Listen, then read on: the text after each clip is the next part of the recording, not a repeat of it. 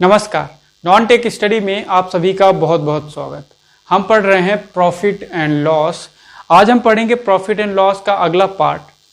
इसमें हम अगले टाइप के क्वेश्चंस को कवर करेंगे। उसके पहले अगर आपने इस चैनल को सब्सक्राइब नहीं किया है तो सबसे पहले इस चैनल को सब्सक्राइब कर लें, क्योंकि इसमें हम एसएससी या एसएससी से रेलेवेंट ऐसे एग्जाम्स जिसमें ये टॉपिक कवर होगा, उनमें हम जो भी टॉपिक्स हैं उसे हम टाइप वाइज कवर कर रहे हैं। तो चलिए स्टार्ट करते हैं आज के वीडियो का जो टाइप है।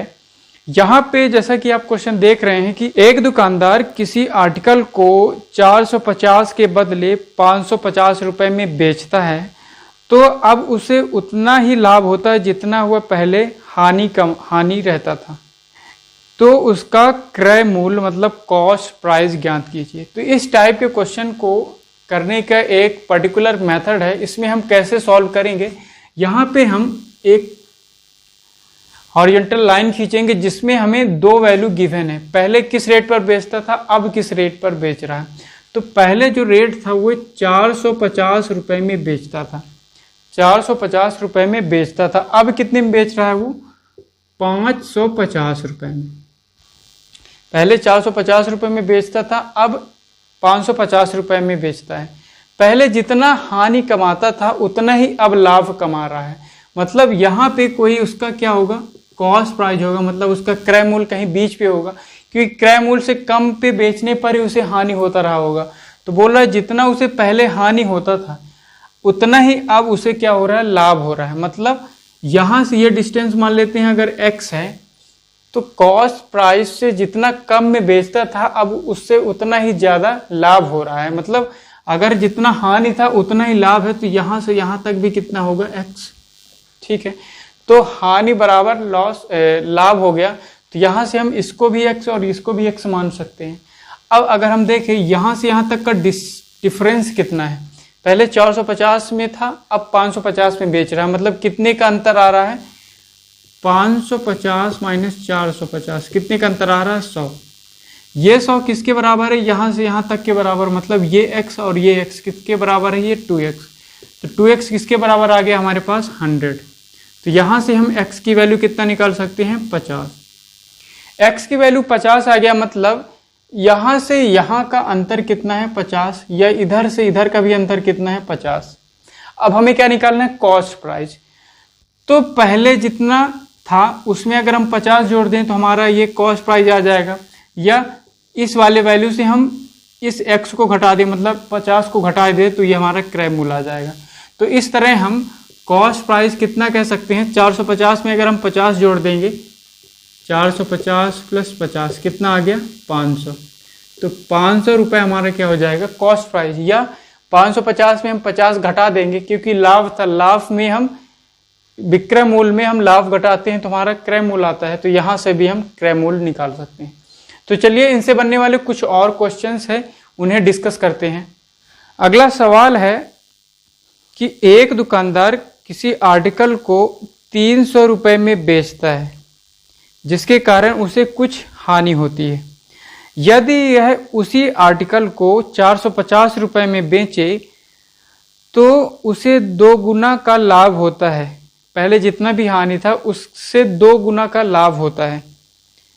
तो उस आर्टिकल का सेलिंग प्राइस बताइए यदि वह 10% का लाभ कमाना चाहे तो यहाँ पे भी हमें 2 वैल्यू दिया है, तो इसको भी हम सेम टाइप से करेंगे। पहले किसी आर्टिकल को कितने रुपए में बेचता था, 300 रुपए में। कितने रुपए में, 300 रुपए में, जिसके कारण कुछ लॉस होता था। मान लेते हैं यहां से यहां तक जो लॉस होता था वो कितने रुपए का लॉस था, x का। अब उसे वह 450 रुपए में बेच रहा है। 450 इधर आएगा, तो 450 रुपए में बेच रहा है। इसके कारण जितना भी हानि था उसको 2 गुना लाभ कमा रहा है। मतलब पहले मान लेते हैं हानि x था तो 2 गुने का लाभ कमाएगा। मतलब ये कितना हो गया, यहां से यहां तक 2x हो गया। 2x क्यों हो गया, क्योंकि जितना हानि था उसको 2 गुना अब लाभ कमा रहा है। तो सबसे पहले हम इसकी वैल्यू मतलब कॉस्ट प्राइस निकालना पड़ेगा। फिर उसके बाद 10% का लाभ कमाना चाह रहा है, तो 10% के लाभ से जो हमारा विक्रय मूल्य बनेगा वो हमारा आंसर हो जाएगा। तो सबसे पहले हम x की वैल्यू निकालते हैं। तो यहाँ से यहाँ तक का जो अंतर है 450 और 300, कितना का अंतर है ये, 150 रुपए का। कितना 150, और ये 150 किसके बराबर है, x प्लस 2x मतलब 3x के बराबर है। x प्लस 2x 3x के बराबर कितना आ गया हमारे पास 150। तो यहाँ से हम x की वैल्यू कितना कर सकते हैं, 3 5 15 मतलब 50। x की वैल्यू हमारे पास कितना आ गया 50। अब x की वैल्यू 50 आ गया तो हमें क्या निकालना है, सबसे पहले कॉस्ट प्राइस। तो कॉस्ट प्राइस कितना होगा इस केस में, हम 300 में 50 जोड़ दें मतलब x जोड़ दें, 300 प्लस x कितना है हमारा 50। तो इस तरह हमारा जो कॉस्ट प्राइस है वो 350 रुपये हो गए। या हम क्या कर सकते हैं, 450 में 2x को घटाएंगे, 450 माइनस x की वैल्यू अगर 50 है तो 2x कितना हो जाएगा 100। तो 450 में हम 100 घटाएंगे तो भी हमारा 350 ही आएगा। तो इस तरह हम यहाँ पे हमें कॉस्ट प्राइस निकल गया। अब हमें सेलिंग प्राइस बताना है जब उसे 10% का लाभ हो। तो 350 क्या हो उसका क्रय मूल्य, 10% का लाभ हो मतलब 10% का लाभ मतलब समझते हैं कि 100 मतलब होता है उतना ही, 10% का लाभ मतलब 110% अगर हम उस वैल्यू का निकाल दें तो हमारे पास क्या हो जाएगा, उसका सेलिंग प्राइस आ जाएगा। तो इस तरह हम इसको अगर हम सॉल्व कर दें तो 2 0 से 2 0 हमारे पास आ जाएगा 35 × 11। इसको सॉल्व करेंगे तो कितना हो जाएगा, ये 5 5 3 8 और 3 कितना आ गया हमारे पास 385 रुपये। तो इस तरह हम यहाँ से सेलिंग प्राइस निकाल सकते हैं।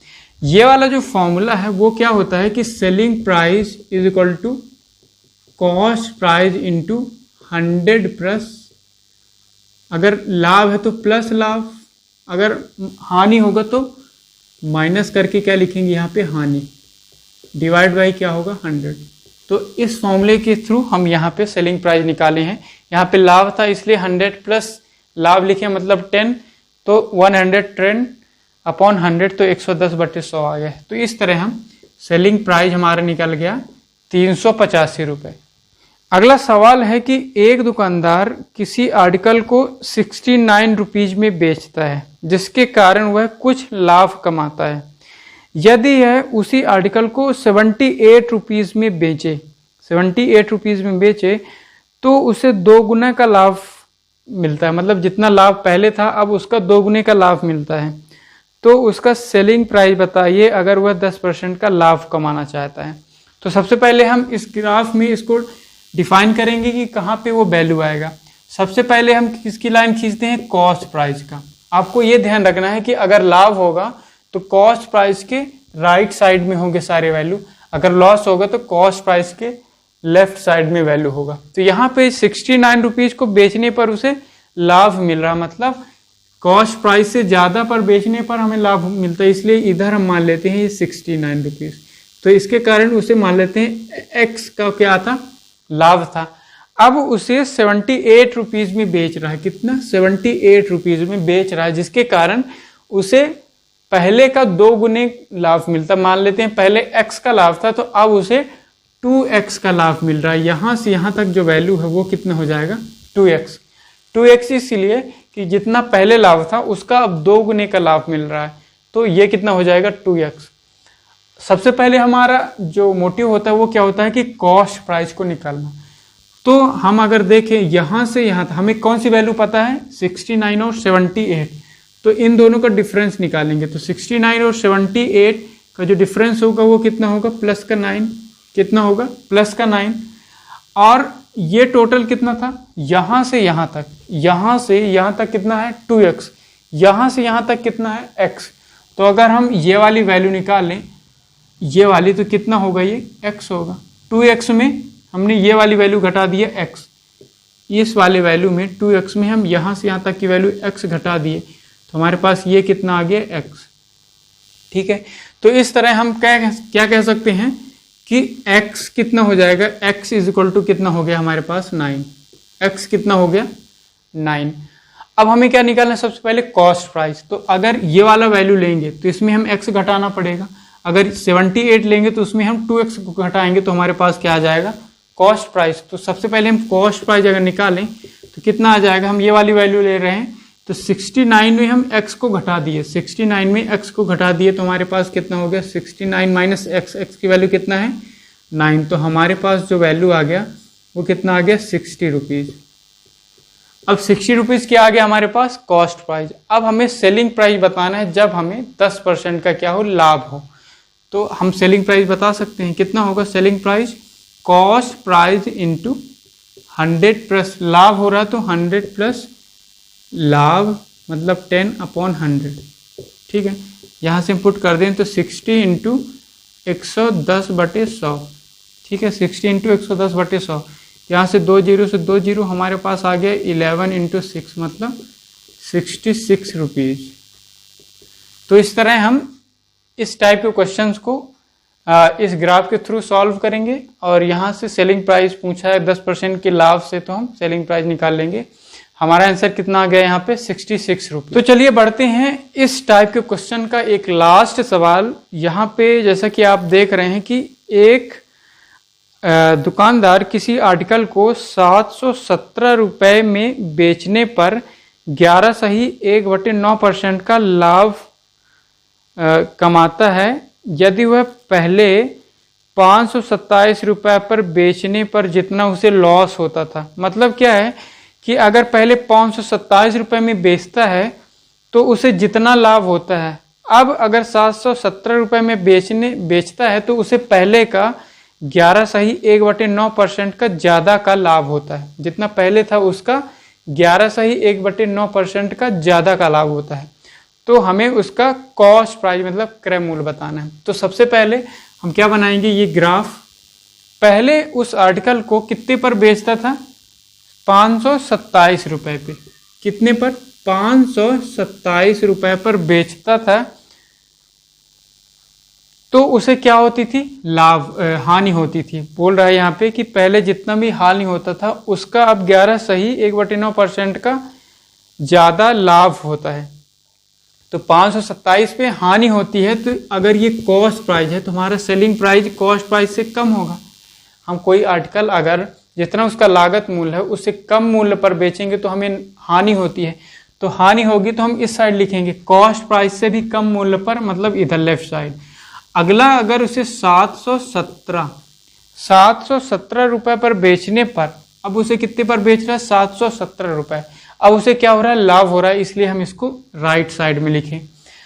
अब इतने पर बेचने पर उसे 11.1/9% का क्या होता है लाभ होता है। कितना 11.1/9% का लाभ होता है। ये वैल्यू हमने पढ़ा है कि कितना हो गया 11×99 100/9। तो इसकी वैल्यू कितना आता है डायरेक्ट अगर आपको याद होगा तो 11.1/9% की वैल्यू कितना होता है 1/9। अब हमें बोल रहा है कि इतने का ज्यादा लाभ हो रहा है, मतलब अगर पहले 9 का था लॉस, अगर पहले 9 का लॉस था तो अब उसे जो लाभ हो रहा है वो एक ज्यादा का लाभ हो रहा है। ठीक है ना, आप क्वेश्चन को समझ पा रहे हैं कि जितना उसको लॉस था उतने का 11.1/9% का लाभ हो रहा है। मतलब अगर पहले 9 का लॉस था तो अब 1 रुपये ज्यादा का लाभ हो रहा है। तो अगर इसको हम यहाँ से 9 बोले, मतलब 9x बोल लेते हैं x के फॉर्म में, तो अब उसे 1 रुपये ज्यादा का लाभ हो रहा है। मतलब यहाँ से 9 + 1 मतलब 10x का लाभ हो रहा है। तो इसको हम यहाँ से यहाँ लिख दिए।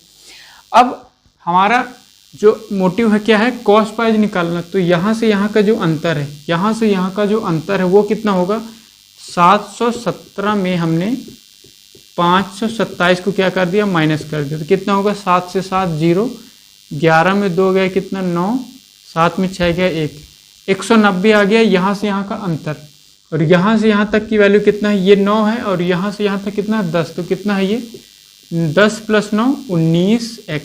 ठीक है, यहाँ से यहाँ तक कितना आ गया हमारे पास 19, और यहाँ से यहाँ का अंतर कितना आ गया हमारे पास 190। यहाँ से हम x निकाल लें तो 119/9 कितना 19 कितना आ गया 10। हमारे पास जो वैल्यू आ गई x की वो आ गया 10। हमें क्या निकालना है कॉस्ट प्राइस। या तो हम इसको ले सकते हैं या तो हम इसको ले सकते हैं, तो आपको जैसा कन्वीनियंस हो उसको लीजिए। अगर हम इसको लेते हैं तो इसमें से हम इसे 10x को घटाना पड़ेगा। तो कॉस्ट प्राइस इस हिसाब से कितना होगा 717 माइनस 10x। x की वैल्यू कितना है हमारे पास 10, तो यहाँ से आ जाएगा हमारे पास 717 माइनस 100, तो कितना हो जाएगा 617। कितना हो जाएगा 617। और क्वेश्चन में क्या पूछा था हमें उसका कॉस्ट प्राइस निकालना है। तो इस तरह हम इस टाइप के क्वेश्चन को सॉल्व करेंगे।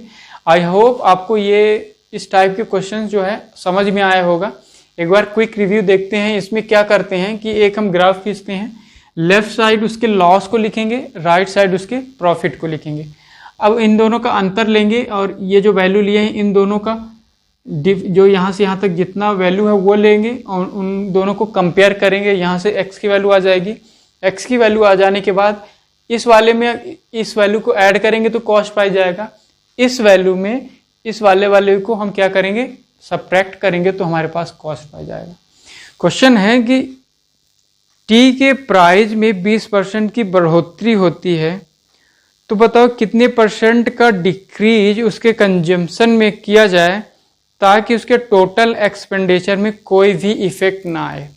तो इसको सॉल्व करने के पहले एक जो फॉर्मूला है या समझ लो एक जो इसका रिलेशन है वो पता होना चाहिए कि हम कोई भी चीज़ को अगर कंज्यूम कर रहे हैं तो टोटल जो एक्सपेंडिचर होता है उस वस्तु का, उसके प्राइस और उसके कंजप्शन के मल्टीप्लिकेशन के बराबर होता है। टोटल एक्सपेंडिचर उसका प्राइस और कंज्यूम मतलब कितनी क्वांटिटी, प्राइस कंज्यूम या फिर क्या बोल सकते हैं इसको हम दूसरे में क्या लिख सकते हैं, is equal to price into quantity. ठीक है, तो जितना भी प्राइस होगा और उसके क्वांटिटी के मल्टीप्लिकेशन के बराबर होगा हमारा टोटल एक्सपेंडिचर या प्राइस इनटू कंजप्शन। तो इन रिलेशन से हम इस टाइप के जो अगला टाइप है इसे सॉल्व करेंगे। यहाँ पे बोल रहा है कि जो प्राइस है, प्राइस को 20% से क्या किया गया है, इंक्रीज किया गया है। 20% की वैल्यू कितना होगा, 20/100 मतलब 1/5 कितना है, 1/5। अब प्राइस को क्या किया गया है, इंक्रीज किया गया है। मतलब ये मान लेते हैं ओल्ड है और ये न्यू। ओल्ड कितना था, 5 था, 1/5 से इंक्रीज किया गया। मतलब 5 अगर ओल्ड था तो 1 का इंक्रीज किया गया, +1 होता है ना इंक्रीज, मतलब कि जिस वैल्यू जो वैल्यू ऊपर है उससे हम उसे बढ़ाना है। तो मान लेते हैं नीचे वाली वैल्यू को हमेशा रेफरेंस लेके सॉल्व करते हैं। तो ओल्ड अगर नीचे वाला 5 है तो 1 का इंक्रीज हुआ तो न्यू कितना होगा, 6। न्यू कितना होगा, 6। अब बोल रहा है कि उसके एक्सपेंडिचर में नो चेंज। क्या, नो चेंज मतलब जितना पहले था उतना ही अब हो। तो एक्सपेंडिचर में नो चेंज होगा मतलब प्राइस में जितना बढ़ा है उतना ही कंजप्शन में कम हो जाए तो एक्सपेंडिचर में नो चेंज होगा, या फिर कंजप्शन में बढ़ा दें और प्राइस को घटा दें तो नो चेंज होगा। ठीक है ना। तो ये दोनों वैल्यू किसके, एक दूसरे के अपोजिट होंगे। इसको बढ़ाएंगे और इसको घटाएंगे तो इसमें कोई चेंज नहीं आएगा, या इसको घटा दें और इसको बढ़ा दें तो कोई चेंज नहीं आएगा। तो यहाँ पे क्या बोला है, प्राइस को क्या किया गया है, 5 से 6 किया गया है। तो हम कंजप्शन जो है उसको क्या करेंगे, हम इसको बढ़ाया गया तो इसको क्या करेंगे, कम करेंगे। कितना कम करेंगे, ये 5 से 6 हुआ तो इसको हम क्या करेंगे, 6 से 5। ठीक है, अगर इसको 6 से 5 कर देंगे तो उसके एक्सपेंडिचर में कोई भी चेंज नहीं आएगा। अब बोला है कि कितना कम किया गया, तो 6 से 5 हो गया। 6 से 5 हो गया मतलब 1 की कमी आई। 6 से 5 हो गया मतलब 1 की कमी आई। तो कितने % की कमी आई ये बोला है, तो 1 किस में कमी आई है, 6 में। तो 1/6 इंटू 100 ये किसके बराबर होता है, 16 2/3%। तो आपको ये ध्यान रखना है कि अगर प्राइस को यहाँ पे बढ़ाया गया है तो कंजप्शन को उतना ही कम करना पड़ेगा। ये 5 से 6 हुआ है तो ये 6 से 5 हो जाएगा। तो इस तरह हमारे पास जो कंजप्शन होगा वो कितना कम करना है, 16 2/3% से कम करेंगे तो उसके एक्सपेंडिचर में कोई भी चेंज नहीं आएगा। अगला सवाल है कि 20% उसके मूल्य में, दूध के मूल्य में बढ़ोतरी होने के कारण किसी परिवार के एक्सपेंडिचर में 10% की बढ़ोतरी हो जाती है। तो बताओ कितने % उसके कंजप्शन को रिड्यूस किया जाए। ठीक है, तो यहाँ पे प्राइस को इंक्रीज किया गया है, उसके एक्सपेंडिचर को भी इंक्रीज किया गया है, तो कंजप्शन में कितना % का डिक्रीज होना पड़ेगा। हमें जैसा कि पता है कि जो एक्सपेंडिचर होता है वो कितना होता है, price into consumption, price into consumption. अब यहाँ पे बोला है प्राइस को 20% से इंक्रीज किया गया। प्राइस की अगर देखें तो 20% से इंक्रीज किया गया। मान लेते हैं पहले 100 था, अब 20% से इंक्रीज किया गया तो अब कितना होगा ये 120। 100 था पहले, 20% का इंक्रीज हो गया प्राइस, मतलब पहले 100 रुपए था, अब कितना हो गया 120। और जो एक्सपेंडिचर है, एक्सपेंडिचर को 10% से बढ़ा दिया गया, मतलब पहले अगर 100 था तो अब कितना हो गया 110। अब हमें क्या निकालना, कंजप्शन। हमें यह पता है कि expenditure is equal to price into consumption. तो अगर हम यहाँ से कंजप्शन निकालें तो इसको यहाँ पे लिख दे रहे हैं, कंजप्शन कितना हो जाएगा, एक्सपेंडिचर में हम प्राइस को डिवाइड करेंगे, एक्सपेंडिचर डिवाइड बाई प्राइस, ठीक है ना। एक्सपेंडिचर में हम प्राइस को क्या करेंगे, डिवाइड। तो एक्सपेंडिचर में प्राइस को डिवाइड कर दें तो हमारे पास कंजप्शन आ जाएगा। तो हमारे पास जो कंजप्शन का रेशियो आएगा वो कितना होगा, ये हुआ हमारे पास एक्सपेंडिचर, ये हुआ हमारे पास प्राइस। तो एक्सपेंडिचर में हम प्राइस को डिवाइड करेंगे तो इधर कितना हो जाएगा, ये तो 100/100, इधर कितना हो गया 110, ये होगा एक्सपेंडिचर, प्राइस हो गया 120। इसको सॉल्व करना है तो ये तो पूरा कट गया, ये 0 से ये 0, ये इधर लाएं अगर तो ये 12:11, मतलब जो कंजप्शन है वो 12 से 11 करना पड़ेगा। तो कितना परसेंट कम करना पड़ेगा, 12 से 11 मतलब 1 की वैल्यू कम करनी पड़ेगी। तो परसेंट में निकालें, परसेंटेज कंजप्शन, तो कितना होगा 1, कितने में कम करना पड़ेगा 12 में, तो डिवाइड बाई 12 इंटू 100। इसको बस सॉल्व करना है तो 4 से कट जाएगा, 4 3 12, ये 25, तो 25/3%, या 3 8 24, 1/3%। तो इस तरह हम इस टाइप के क्वेश्चन को करेंगे। डायरेक्ट आपको ये रिलेशन पता होना चाहिए कि जो एक्सपेंडिचर होता है प्राइस इनटू क्वांटिटी या प्राइस इनटू कंजप्शन के मल्टीप्लिकेशन के बराबर होता है। तो चलिए 1-2 क्वेश्चन और करते हैं सेम कॉन्सेप्ट पर। सवाल है कि शुगर के प्राइस में 20% की बढ़ोतरी होने पर कोई फैमिली 100 रुपए में 5 किलो कम शुगर खरीद पाता है, तो बताओ इसका ओरिजिनल प्राइस कितना था।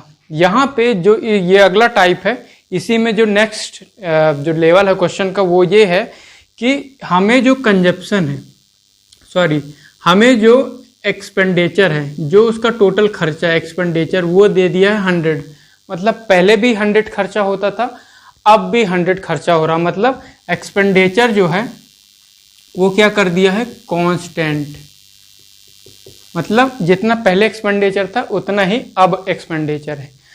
तो हमारे पास जो प्राइस है, प्राइस के मूल्य में 20% की बढ़ोतरी हो गई है। 20% का मतलब कितना होता है, 1/5।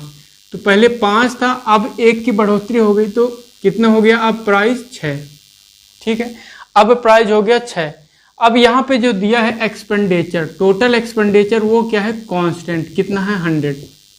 तो अगर एक्सपेंडिचर कांस्टेंट है तो हमें पता है कि प्राइस अगर बढ़ रही है तो उसके कंजप्शन में क्या होगी, घटोतरी होगी, या प्राइस बढ़ रही है तो उसकी क्वांटिटी में क्या होगी, कमी होगी। क्यों होगी, कि जो एक्सपेंडिचर होता है वो क्या होता है, प्राइस इंटू क्वांटिटी या प्राइस इंटू कंजप्शन। तो अगर ये क्या है कांस्टेंट, ये क्या है कांस्टेंट, तो अगर प्राइस बढ़ रही है तो ये कंजप्शन क्या होगा, कमेगा। तो इसी तरह यहाँ पे हम लॉजिक लगाते हैं।